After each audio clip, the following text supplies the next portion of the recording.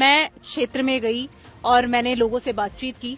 लोगों ने कहा कि नरेश मीणा जो कुछ कर रहा है वो अच्छा है, लेकिन उनकी भाषा शैली अच्छी नहीं है। वो जो करते हैं वो उनकी छवि को नुकसान पहुंचा देता है। देखिए मैडम, जवाहर नवोदय विद्यालय का पढ़ा हुआ स्टूडेंट हूँ, राजस्थान विश्वविद्यालय से पढ़ा हुआ स्टूडेंट हूँ, इंग्लिश लिटरेचर से एमए है, हिस्ट्री इकोनॉमिक्स और इंग्लिश से बीए किया है।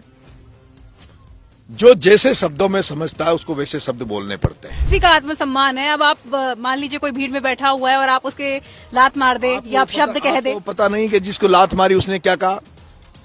मेरा बड़ा भाई है, मैंने गलती करी इसलिए मुझे लात मारी। मेरा भाई तो लात क्या मारी, मेरा भाई तो मुझे मार भी दे तब भी मैं सहन करूंगा। मेरा मैडम इतना प्यार है। तुम्हारे वीडियो यूट्यूबर्स कुछ दिखा दे वो अलग बात है। ये हजारों लाखों लोग जो मुझे प्यार कर रहे हैं ना, ये मेरे साथ जब रहते हैं तो मेरा स्वभाव जानते हैं। मैं जयपुर में किराए के मकान में रहता हूँ। अगर नरेश मीणा के साथ जितने लोग हैं ना, ये बाया वाया तो कुछ नहीं है। मेरे पास जितने लोग हैं, जितना मैं मजबूत हूँ, जो मेरी शैली है काम करने की, अगर मैं प्रॉपर्टी का काम करने लग जाऊं, जमीनों पर कब्जा करने लग जाऊं, तो मेरे पास तो जवाहर सर्किल पे एयरपोर्ट पे 100-200 बीघा जमीन होती, जयपुर में होती। और आप तो मेरे को यूनिवर्सिटी जानते हो, जब यूनिवर्सिटी में मेरी दाग इतनी थी तो भाई मैं जमीनों पर कब्जा करता तो 100-200 आज मैं 1000 करोड़ का आदमी मैं भी होता। लेकिन मैंने कभी जिंदगी में गलत नहीं किया। जेल गया, जनता के लिए गया, मुकदमे खाए, जनता के लिए खाए, लेकिन प्रमोशन भाया उस पर सारे के सारे मुकदमे एफआईआर की कॉपी में आपको दे दूंगा। सारे के सारे मुकदमे फ्रॉड के हैं, खनन के हैं, 420 के हैं, छल कपट के हैं। वो क्रिमिनल है, वो अपराधी है। वो कभी कभी घूमता घूमता बूंदी के जंगलों में भी आ जाता है, कोटा के जंगलों में भी आ जाता है, वो कभी सरिस्का तक चला जाता है। 25 साल से जन सेवा में लगा हुआ हूं और जहां कहीं भी मुझे लगता है कि मेरी यहां जरूरत है, यहां मुझे लोगों की को मेरी जरूरत है, तो वहां लड़ाई लड़ता हूं। और ये जनता का जन समर्थन है कि 20 महीने में तीसरा चुनाव लड़ रहा हूं और वो भी तीनों अलग अलग जगह से लड़ रहा हूं। दौसा भी मैं तो चुनाव लड़ने चला गया था, लेकिन कुछ मेरे जो चाहने वाले लोग थे, उनकी चाहत पर, उनके कहने पर मैं वापस हो गया था। अगर दौसा भी लोकसभा लड़ता तो वो व्यक्ति सांसद नहीं होता जो अभी वहां सांसद है। जब तीसरा उपचुनाव जब मैं लड़ रहा हूं अंता से, तो ये मेरा कैरियर का चुनाव है। ये कैरियर दांव पर है। अगर 2 चुनाव हारा, अगर तीसरा चुनाव भी मैं हार गया, तो मैं ये मानता हूं कि मेरी राजनीतिक किताब का पन्ना बंद हो जाएगा। और जीतता हूं तो मेरी राजनीतिक कैरियर की शुरुआत अंता से होगी। एमएलए बनने के लिए राजनीति नहीं कर रहा मैं, सांसद बनने के लिए राजनीति नहीं कर रहा मैं, लीडर बनने के लिए राजनीति कर रहा हूं। मैं नेता बनना चाहता हूं। तो नेता अब अभी नहीं है, इन समर्थकों की नजर में आप नेता नहीं। आज 30 विधानसभा राजस्थान में ऐसी है जहां कम से कम मैं किसी को जिता नहीं सकता तो हरा तो जरूर सकता हूं। और ये जो लोग मेरे जो बार बार टिकट काट रहे हैं, जो मेरे को राजनीति में मेरे को जो आगे नहीं बढ़ने दे रहे, जो मेरी लकीर को बंद करना चाहते हैं, एक दिन ऐसा आएगा कि ये भी नरेश मीणा के आगे हाथ जोड़ के खड़े रहेंगे कि हमें वोटों की जरूरत है, नरेश हमारी भी मदद कर दे। नरेश मीणा को कोई टूल क्यों कह देता है कि कांग्रेस वाला कह देता है ये बीजेपी की टीम है, बीजेपी वाला कह देता है कांग्रेस की टीम। तो ये बताओ मैडम, सरकार किसकी है? किसकी सरकार? बीजेपी की। और फिर सरकार, बीजेपी की सरकार 8 महीने मुझे टोंक जेल में रखा, 40 दिन मुझे क्या नाम से झालावाड़ जेल में रखा, 15 दिन तक आमरण अनशन किया, मेरी कोई सुनवाई नहीं करी। तो फिर मैं बीजेपी का टूल कैसे हो सकता हूँ? बीजेपी तो मुझे आए दिन रगड़ रही है, बीजेपी मुझे आए दिन खत्म करने में लगी हुई है। नेचर नेवर चेंजेस, यानी स्वभाव कभी नहीं बदलता है। ये बात हम इसलिए कह रहे हैं क्योंकि इस वक्त हम मौजूद हैं अंता मांगरोल विधानसभा क्षेत्र में।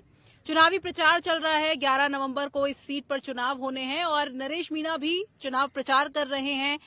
निर्दलीय प्रत्याशी के रूप में इस सीट पर एक बार फिर से चुनाव लड़ रहे हैं, क्योंकि 20 महीने के अंदर नरेश मीणा ये तीसरा चुनाव लड़ रहे हैं। क्योंकि इससे पहले छबड़ा विधानसभा में उन्होंने चुनाव लड़ा, उसके बाद देवली उनियारा में उपचुनाव हुए, तब भी वहां से उन्होंने दावेदारी जताई, चुनाव लड़े, जेल गए, और उसके बाद अब अंता विधानसभा सीट पर उपचुनाव होने हैं और जिसमें नरेश मीणा एक बार फिर से दावेदारी जता रहे हैं, निर्दलीय प्रत्याशी के रूप में नामांकन भरा है।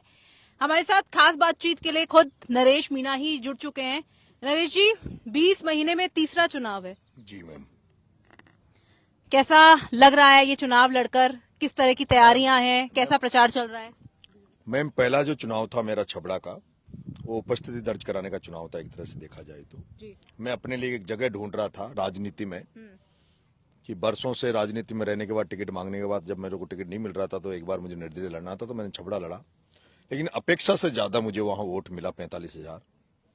उसके बाद देवली उनियारा में पूरी ताकत के साथ चुनाव लड़ा, 60,000 वोट मुझे मिला, लेकिन वो अपरिचित जगह थी, वहां कोई मेरे जानकार लोग, रिश्तेदार वगैरह नहीं थे। लेकिन फिर भी जिस तरह का चुनावी कैंपेन मेरे साथियों ने किया और जैसे विश्वास वहां जनता का जीता, 60,000 वोट वहां मुझे मिला। दोनों चुनाव में जो कमियां कोई रही, उन कमियों को दूर करते हुए मैं तीसरा चुनाव, अंता उपचुनाव, अंता की धरती पर चुनाव लड़ रहा हूं। और जिस तरह का जन समर्थन और जन आशीर्वाद जनता का मुझे मिल रहा है, उससे विश्वास है कि इस बार मेरी नैया पार होगी और मेरे को जनता विधानसभा में भेजेगी।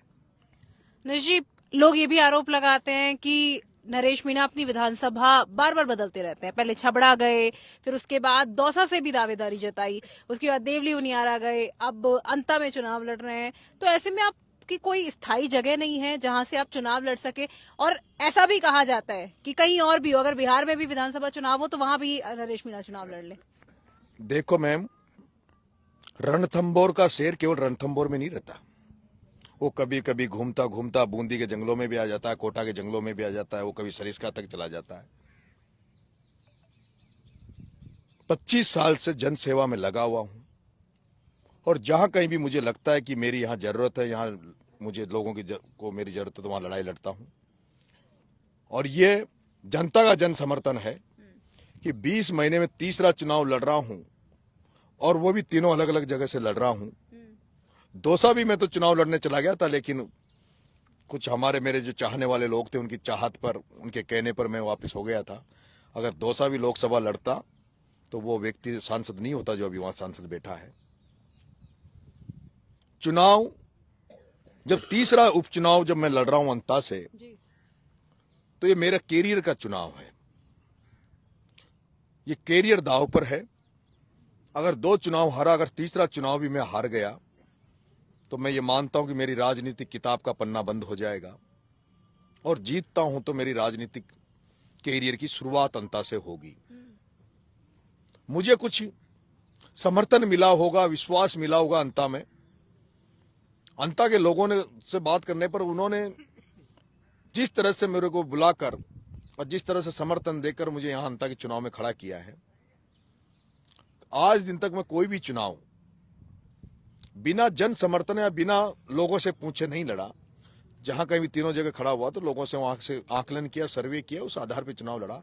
यहां अंता की जनता की इच्छा थी कि अंता में बदलाव हो, परिवर्तन हो, और जो अभी तक जो दलीय राजनीति हो रही है उससे हटकर एक कोई चुनाव हो। और जब मुझे लगा कि मेरे यहाँ मुझे अच्छा जन समर्थन आशीर्वाद मिल सकता, तो इसलिए मैं चुनाव लड़ रहा हूँ। पर आपको नहीं लगता अगर एक विधानसभा चूज की होती, वहां पर तैयारी की होती और वहां से बार बार चुनाव लड़ते, तो शायद अब तक विधानसभा में पहुंच चुके होते? देखिए मैडम, मैं एमएलए बनने के लिए राजनीति नहीं कर रहा, मैं सांसद बनने के लिए राजनीति नहीं कर रहा, मैं लीडर बनने के लिए राजनीति कर रहा हूं। मैं नेता बनना चाहता हूं। तो नेता अब अभी नहीं है, इन समर्थकों की नजर में आप नेता नहीं है? मैं ऐसा लीडर बनना चाहता हूं जो पूरे राजस्थान की सेवा करे, और मैं सौभाग्यशाली हूं कि मुझे समर्थन जिस तरह से मिलता है पूरे राजस्थान से, वो मेरे हौसले को अफजाई करता है। मुझे जब छबड़ा चुनाव लड़ा तो मुझे कह दिया गया था कांग्रेस के बड़े नेताओं द्वारा कि आपको 45,000 वोट मिला, अगली बार आपका टिकट फाइनल है छबड़ा, और छबड़ा ही रहे। वो मुझे सीमित दायरे में बांधना चाहते थे ताकि मैं एक विधानसभा से अटैच होकर और उसी विधानसभा में सीमित होकर मैं, लेकिन आज 30 विधानसभा राजस्थान में ऐसी है जहां कम से कम मैं किसी को जिता नहीं सकता तो हरा तो जरूर सकता हूं। और ये जो लोग मेरे जो बार बार टिकट काट रहे हैं, जो मेरे को राजनीति में मेरे को जो आगे नहीं बढ़ने दे रहे, जो मेरी लकीर को बंद करना चाहते हैं, एक दिन ऐसा आएगा कि ये भी नरेश मीणा के आगे हाथ जोड़ के खड़े रहेंगे कि हमें वोटों की जरूरत है, नरेश हमारी भी मदद कर दे। इसलिए 25 साल राजस्थान विश्वविद्यालय से राजनीति करके निकला, और हाड़ौती का पहला शख्स था जो 99 में जयपुर गया और उस राजस्थान विश्वविद्यालय में पहला चुनाव हाड़ौती से जाकर लड़ा और चुनाव जीता जनरल सेक्रेटरी का, वो नरेश मीणा था। और उस राजस्थान विश्वविद्यालय में जिसमें पूरे राजस्थान के स्टूडेंट यूथ आता है, पूरे राजस्थान में एक पहचान बनी। प्रभात चौधरी को जब निर्दलीय थर्ड मोर्चे से बनाया तो पूरे नागौर से लेकर पूरी शेखावटी बेल्ट में पहचान बनी। अंकित धायल को जब जिताया तो पूरी शेखावटी बेल्ट बनी, पूरे एरिया में वो बनी।